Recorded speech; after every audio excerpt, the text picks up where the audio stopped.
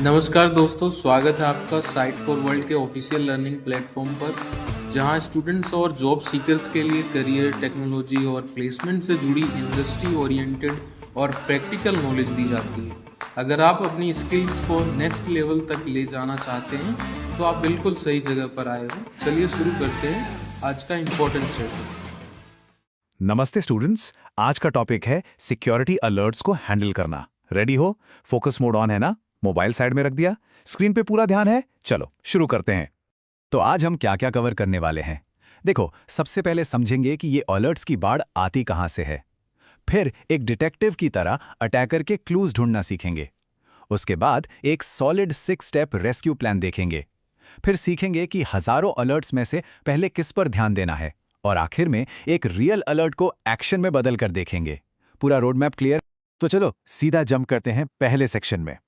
Imagine करो आप एक सिक्योरिटी ऑपरेशन सेंटर यानी एसओसी में काम कर रहे हो, जहां अलर्ट्स की नॉनस्टॉप बारिश हो रही है। सोचो, एक तरफ आप, एक सिंगल एनालिस्ट, और दूसरी तरफ हजारों अलर्ट्स का समुंदर। सबसे बड़ा चैलेंज यही है कि शुरू कहां से करें। ये कोई फिल्म की स्टोरी नहीं, ये ज्यादातर एसओसी एनालिस्ट की डेली रियलिटी है। अब सवाल यह है कि ये सारे अलर्ट्स आते कहां से हैं? ये आते हैं एक सिस्टम से, जिसे कहते हैं सीम।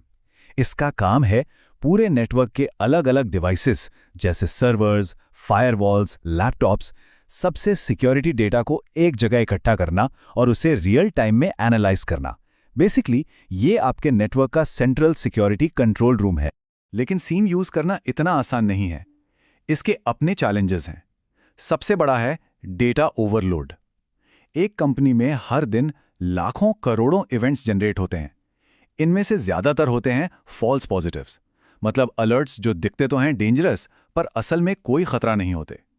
और इतने सारे अलग अलग डिवाइसेस से लॉग्स को एक साथ अच्छे से इंटीग्रेट करना भी एक मुश्किल काम है। ठीक है, समझ आ रहा है यहाँ तक?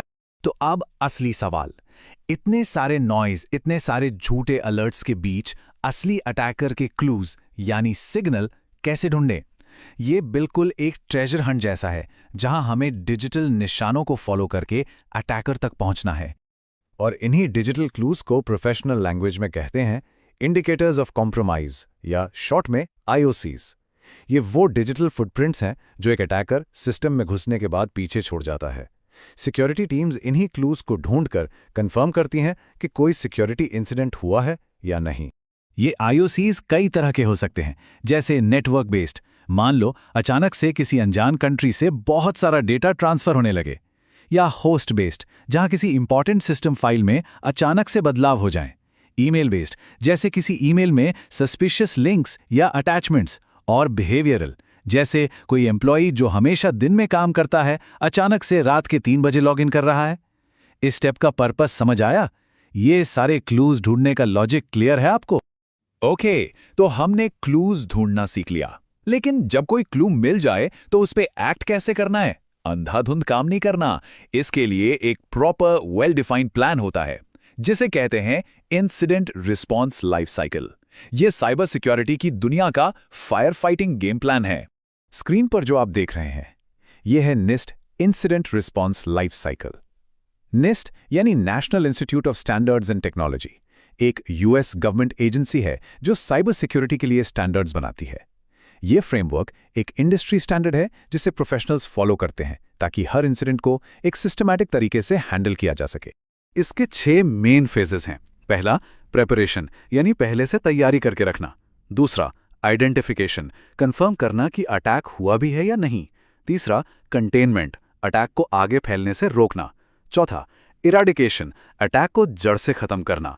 पांचवा, रिकवरी, सिस्टम को वापस नॉर्मल स्टेट में लाना। और आखिरी जो सबसे इंपॉर्टेंट है, लेसन्स लर्न्ड, इस गलती से सीखना ताकि ये दोबारा ना हो।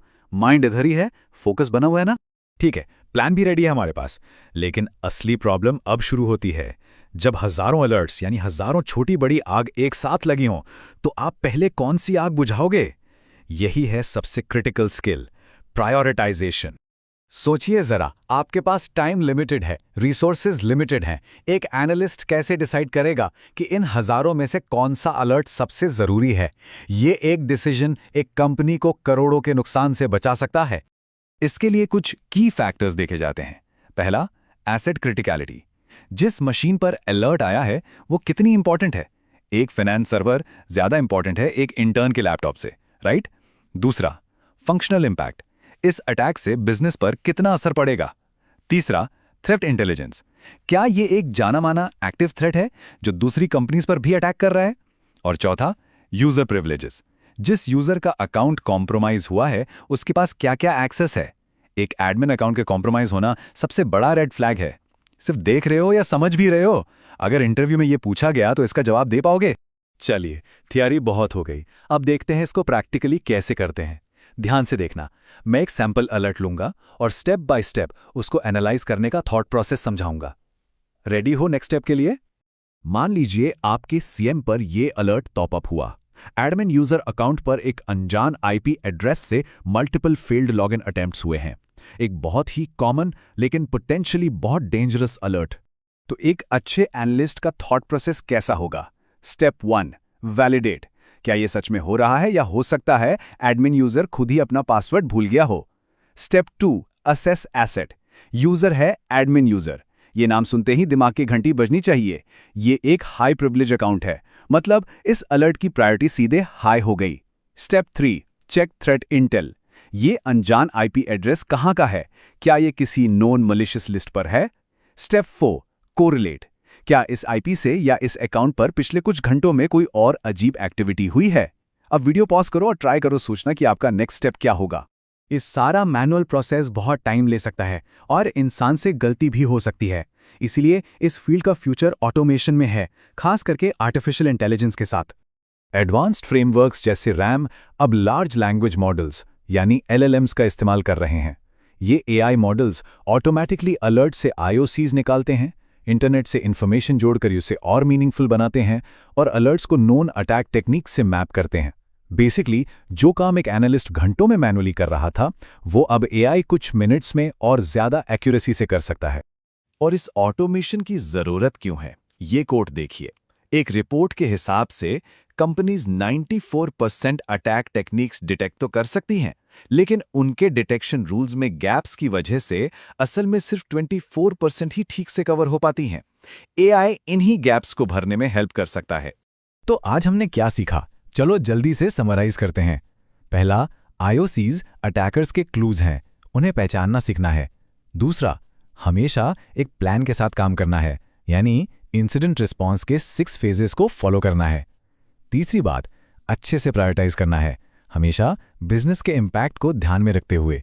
और चौथी, प्रैक्टिस, ये सब चीजें प्रैक्टिस से ही मास्टर होंगी। समझ आया? क्लियर है सब कुछ? एक बात हमेशा याद रखना, एक सिक्योरिटी एनालिस्ट का काम सिर्फ अलर्ट्स को बंद करना नहीं है, असली काम है ऑर्गेनाइजेशन के रिस्क को कम करना। आपका हर एक्शन इसी एक गोल को अचीव करने के लिए होना चाहिए। अब आपका काम है प्रैक्टिस करना। और मैं आपको इस सवाल के साथ छोड़ रहा हूं, जब AI डिटेक्शन और कोरिलेशन को ऑटोमेट कर देगी तो नेक्स्ट जनरेशन के सिक्योरिटी एनालिस्ट्स के लिए सबसे इंपॉर्टेंट स्किल क्या होगी, इस पर जरूर सोचना। अगर कोई डाउट है तो कमेंट सेक्शन में बताना।